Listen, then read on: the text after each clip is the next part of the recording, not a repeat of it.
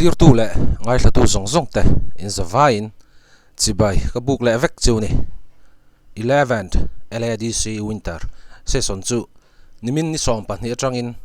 nei tran ania season hi voin ni som pathum November sang ni som ni palia po season hi la chun zom le ania voin ni som pathum nia chonu seasona CAG reports kan han ngai thlamai kha chu e khai kalau zak ru chem maya mo freng de wasoi chuanin aza thla ka ni voin kha chu LADC kan LADC kha amual phawani CAG reports a alan dan khanin mo zanin chu indim na kha om lutuk lo mai thaya clear to the point min lo thiam ta ula ramle nam kan district council tan zelani ti te po kha min hriat sakta ula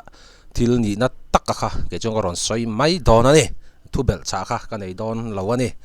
chuanin video hi kan play phot nga video kan play zon hulama hianin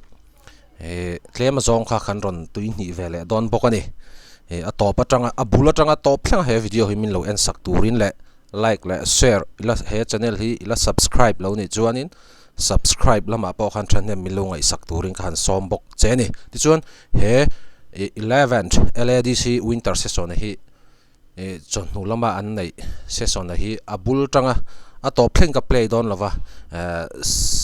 CAG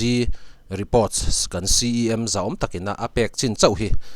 karon play don ani ti chuan a full video en du tan link kha karon da don bok ani ti chuan play phota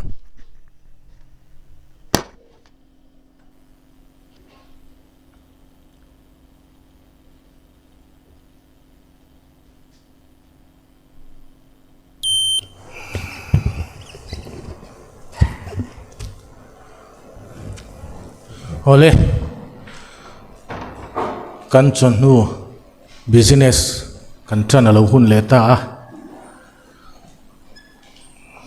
house information akan member zom tak pu elma chuana tak salam harsat na wangin chonu lam kan sitting min tel pui lova member ten kan pompui tu rangai la ole kan list of business akhan tun kan hun man tura discussion CAG report akha kan nei don ania kan business achon general discussion of CAG report for the year 2016 to 17 2017 to 18 2018 to 2019 khania kan discussion kan chan natura kan topics le kan business tem in highlights sak turin kan house leader zom tak pu silal muan thanga kan som photanga ani na hun man zoa kan kaldan tur kan soi le don ya tuna kan chief executive member pu silal muan thanga lo soma pu chairman kelome CAG brief report kan lu main house information atan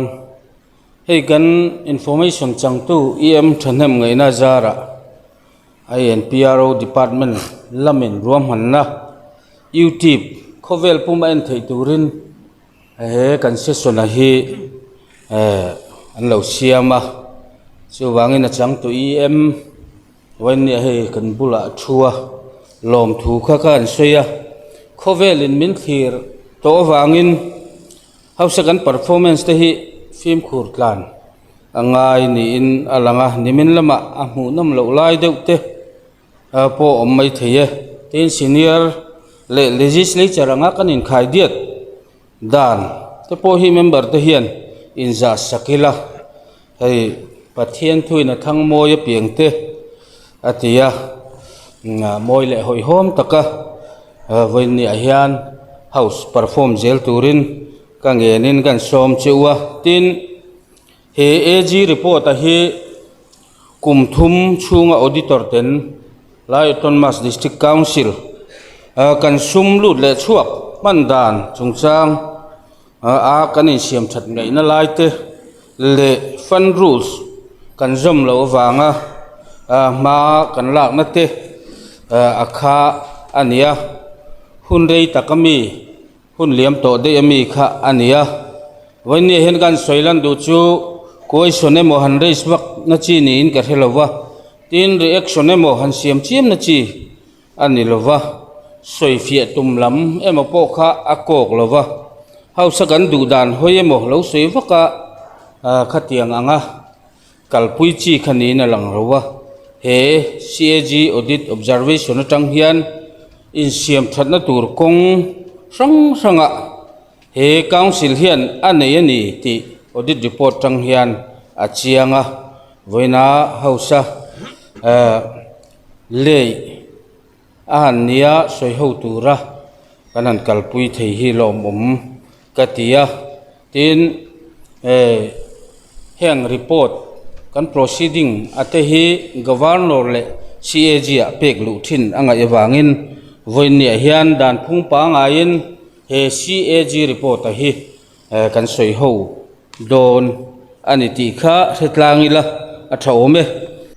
kan post lo kanga milo sa thiam tawla LADC a kan CEM za takhi pusilal muan thanga ani hi a fing khop maya a in buat sai na a tha ti kha chiang rang maya a thu soi tu hrim hrema hi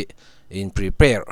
na anei tha ni ti kha chiang rang ani ha CAG reports kan ngai thla dona nangni pon uluk deuin lo ngai thlaula kan CEM hianin aron thual moi khop maya house leader ani nangin ati tur dik tak aron tia ngai saktai la ti chuanin voin chongma session an nei na khanin kan chairman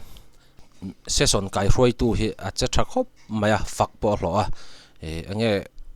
keima ne he kum thu hla chu kain rual velanga ti vel tur khanita chera guide dan hrim hi en ton tlak khop maya ama hi mi bright ni boka trong lama po harsat na anei lova ama hi mi tangkai tak council tan hian mi tangkai tak ani ti kha kan soingal boka tin mi dang po hi mi tangkai tak vek kha ani boka chuti rual chuanin voina chair guide tu kan chairman khanin ti sual pakhat anaya chommal lama chair guide na khanin dokan kha abo tluan chuak thaka ha moilo maya live ani to sia mizoram hun sang tangin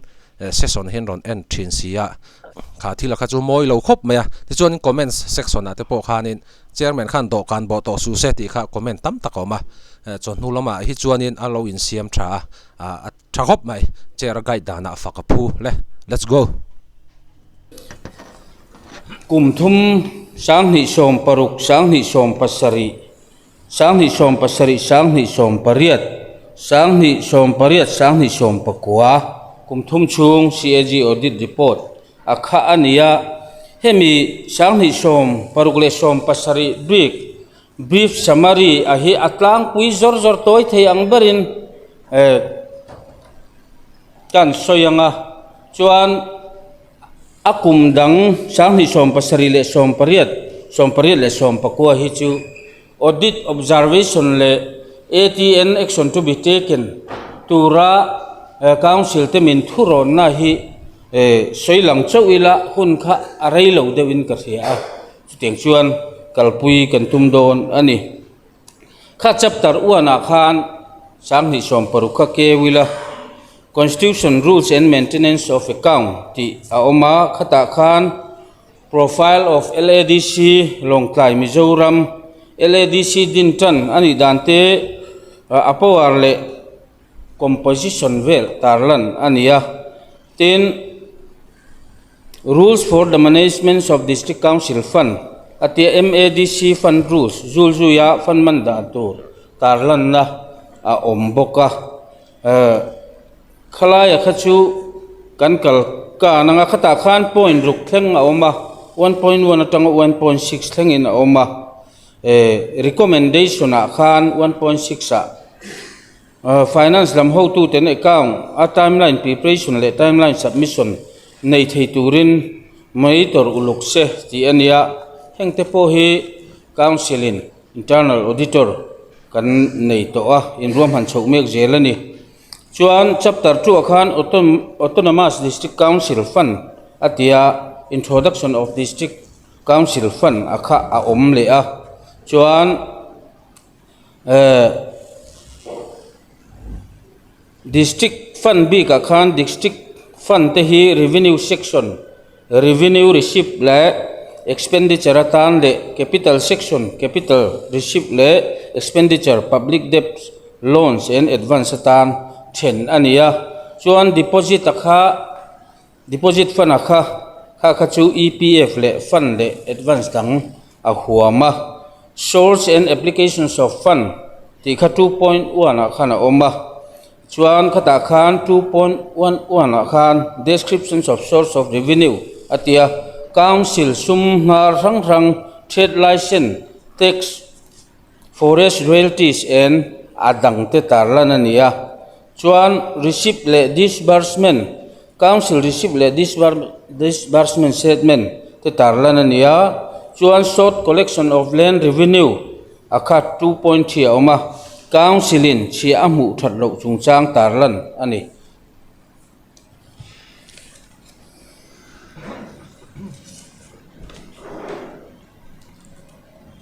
arai lo nan khalai khachu anron tarlan thok ani wangin chapter 3 akan comments on accounts ti aoma chu introduct pathumna inna da a number akhan introduction to accounts and comments of council account ti ania annual account hi financial year khachung atan transaction record tarlan ania comments a chuan non preparations of statements of account in the prescribed form atia statement of account hi a form CAG prescribed anga buat sai ani lo dan tarlan ania chuan under statement of revenue receipt 3.12 akhan government grant 78 lakhs hi capital receipt a chiar ani awangin revenue receipt hi 78 lakhs hi alan lem phata ani ti te ani maya 3.113 non account of direct fund DCCF LADC in 32.48 lakhs hi GOM atangin direct in adonga council fund akaltang lo ani ti te ania conclusion akhan DCCF LADC in direct ka poisa donat wangin receipt and expenditure te 31.48 lakhs in nalan tlen pha ta ani ti te oma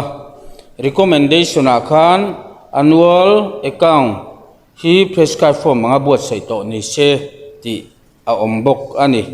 chuan chapter 4 kha khalai tak kha apoi mo lai tak audit ina on finding akha ania akum bithia hemi kum dodle adodle chi akha khalai bik chau kha kan tilang to ang 4.1 irregularities in the constructions of road under niti ayok atia district council in one time special assistant noya niti ayok atangin cheng nuai jali somruk pali adonga project khrang kong siampo atelani Kawng Siamna Tur anduh khop lo na te anron tar langa chuan 4.1 close one akhan trend of technical sanction beyond competence a oma chu AELADC in technical sanction a hi nuai za somli ta na pe hi violations of delegations of power anie antia achan chu AE na ati phak lo nia tarlan ani panhina withdrawal of rupees 140 lakhs without immediate requirement atia PNDO LADC nuai za somli hi natan main alo disbarsa chumi chungchang chu ania hi rules violate ani anti boka pathumna short deductions of worker cess atia nuai za somli atanga 1% collector hi council in 1% item ala kim lo nei contractor ne na deal le ro se antibok ani palina joint inspection report in a tarlan danin SP quarter to public ground 600 meters approximate hi siam zo ani nuin kum khat de achan via a chevek to ani atia chuan 4.2 procurements of vehicle from the theih funds a false pretext atia khalaya kha liabilities clear na turatan poisa da tehi lirthei paruk nei nan man ani chuan adotla lack of transparency in recruitment atian halak chungchanga transparency tok lo atia chuan 4.4 action taking notes on audit report atia khalai takha council in ATN on audit report furnished to le governor direction te zom turun thei topin ma ala ang ti akha ani chuan conclusion akha niti ayok paisa vehicle nei nana man ani te 1.4 crore PNDO ina na tan ma a withdraw chungchang tarlan ani a recommendation akhan public works tho ani in guidelines thatakin a concerned department ten zom to sila misappropriations of government money hi FAR thelu in chuini se ti tekha a oma kha changhi som paruk som pasari bi kania som pasari som pariata hian adanga khachu chapter 1 2 3 akha kan share to lovanga 4 observation atang khan ruaman ahan share le taila thain karinga 4.1 kha en taila compliance audit observations atia distributions of galvanized corrugated iron sheet under rural housing scheme rupees 20 lakhs ti aoma rang vasem chungchanga hian beneficiary te thandana du sakzong pek top annia criteria mu mal omlowa share anin sem topa transparency le fairness omlowani ti khania 4.2 kan post le lokanga mlora thiam taula ha CSG reports kan ngai thamek zela kan council kan LADC din mun chu CSG reports atang khana chiang view me thil te ber rang vasem chungchanga tak po khanin in mani du sakzong ha kan lo pengot zel ti kha chiang reng maya za thlak thin kop maya thil te ber atanga enge mani du sakzong te kan du sakani kha chuanin ha kha chu moi lo fu mai thai ne mo chun ti chun zom zel thlak po ni chi adonem ni chu oka te aza thlak thin hai khop mai plai phata award of work in construct without call of tender retaining wall siamnan cheng noi som pali tender cholovin contractor rang hne na work sem ani 4.3 purchase of maintenance of xerox machine rupees 5 lakhs planning and development work department LADC 10 xerox machines siam le en kolnan cheng noi nga administrative approval omlovin an mang ti te 4.4 lack of transparency in recruitment kha khachuni china pokan ngai thato chuan action taking notes on audit report council in ATN on audit report furnished to le governor direction te zom turin thei topin ma ala ang ti kha ania conclusion le recommendation khala oma conclusion a hian rural housing scheme hoya beneficiary than a transparency omlo tender omlovin works 14 lakhs mantho ania MADCF rules 2010 kal in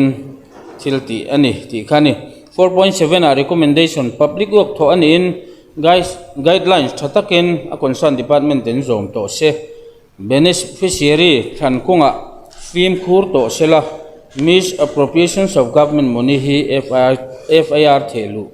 in chuini seti kha asranjiak langle ani khalaya khan beneficiary chungchanga hian ama chun adar te a lova tuna ero chuan adong tu te adar te an voter ID te kha collect ania tin official lam phim khur tok lo na wangin share anga audit khan chief executive member in chutizat tia khatiat larthak du akha phim khurtok lo wang ani ya kan ai saudi lampo hemi audit report kan soiho atang hian tranline phim khur le zual se in veni hian hausa kan hanin cha ngal ni sela sang hi som priat som pakwa akha chapter 4 akhan kan kal le mayanga punare lo natan helai tak hi ka ron react du achuni ta ne uluk de lo ngai thadon ne compliance audit observation thau khania 4.1 violations of rules in the award of contact DPR CM2 farm book into contact na pek ani awangin state government notification nakal ani atia 4.2 award of work without call of tender sang hi som pariat som pakwa khan uak 2.18 crore manchu tender chualovin na tho ania I&PR LADC kal tlangin atia 4.3 lack of transparency in selection of beneficiary nichina kan share thoka ania ka kan ria aza thak hai thin kop maya kan district council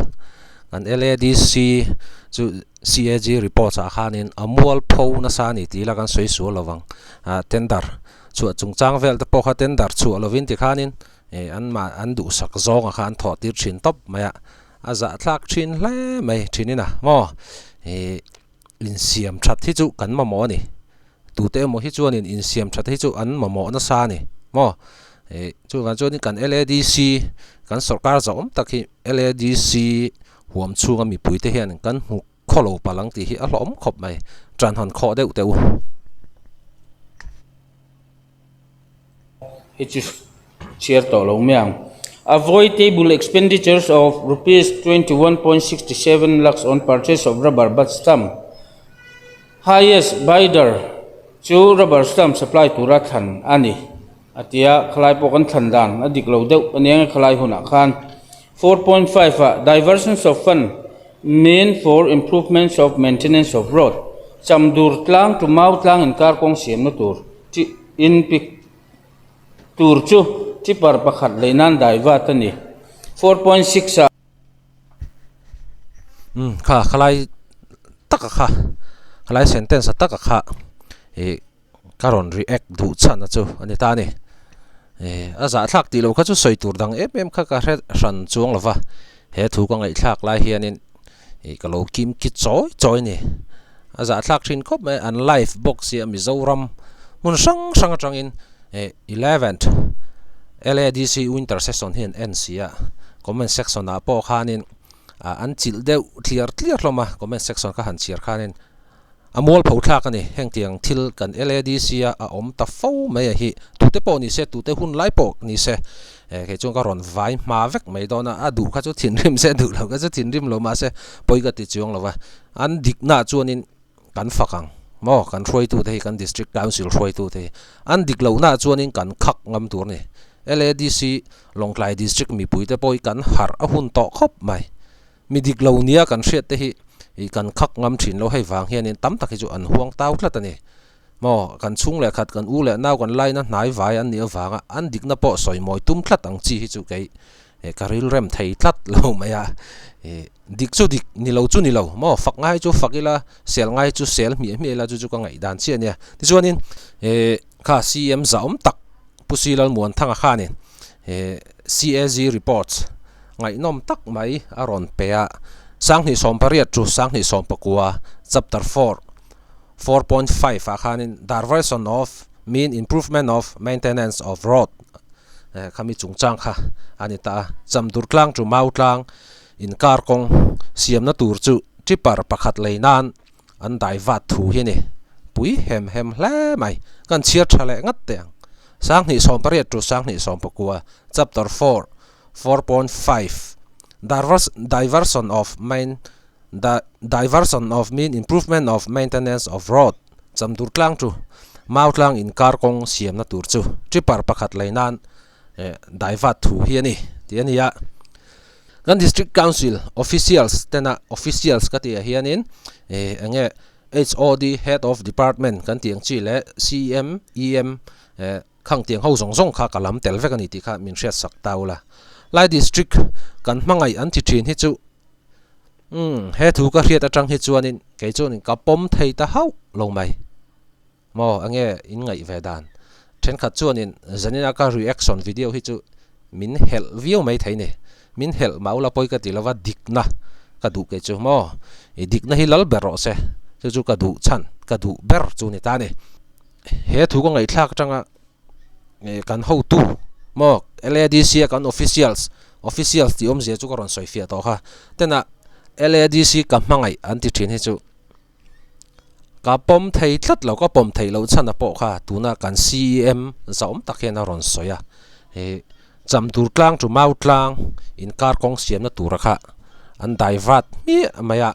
tripar pakhat leinan an hmang mi ani aza thak hai thin khop maya thinina longthlai tanga thlang lam pangkong chiat zia hi chu a hretu chu kan LADC kan officials te hi an nia chiang takin an hre chiang em mai ni district council hruai tu an nia LADC ram zong zong eng kim hi te ber tanga lian ber thenga hre turangai an nia a kong chiat zia po an hria ni chamdur tlang chu mau tlang kong tengat phei chu furlai ngat phei chuanin kal ngai nam lo mi hring ke kal tan po achia thluk zot na tham kha atling thlat mai ne chumi chu kan LADC kan ho tu lok ho hian an hrenga kha fans fan khami chamdur tlang chu mau tlang kong siam thatna tur maintenance tana sumron kala kha an divert du thlat mai kha eng ril ru nge an putang eng rau nge an chanbi kang ti kha ka ngai tu dai ni aza thlak khop maya chamdur tlang chu mau tlang in kar kong siamna tur poisa chu tripar pakhat leinan an han divert du kha thilmak chu tling ani mo thilmak tak atling ani LADC tripar pakhat thi chamdur tlang le mau tlang khua ho hian lo muta sela an mu apiang in hei hi chu diversion tripar kha ani hi an ti du nge nge yang cham he thu hi chamdur tlang le mau tlang lampang mi pui hianin an lo hriat ve to tho ka ringa an thin porim ve fu mai thei ni an kong siamna tur kha diversion an siama an diverta tripar pakhat an leya azia lo thin khop me khang tiang tripar leya chun maintenance na tur ta na poisa ron kal kha ani na tur dik taka khan mang ta se an ma ni LADC kan ho tu lok chin po an ming thanga ti chuanin chamdur tlang mi puite le mau tlang mi puite po an lom don bok ani ma se chung tiang chu ani mi lova kha kong siamna tur kha tripar pakhat leinan an divert tanal mai ni chu za thak thin khop mai thinina CM chu ningat ilang chuanin diversion hi chu kapal mi lawang mo kapal don lo na salatuk thiang ka tiang ani na tur dik taka kal ro se ka ti nge nge yang chu kat chiang ani ka ti don chiang sa ase CM ka ni si lova le LADC engmah ni na kha ka nei chung lova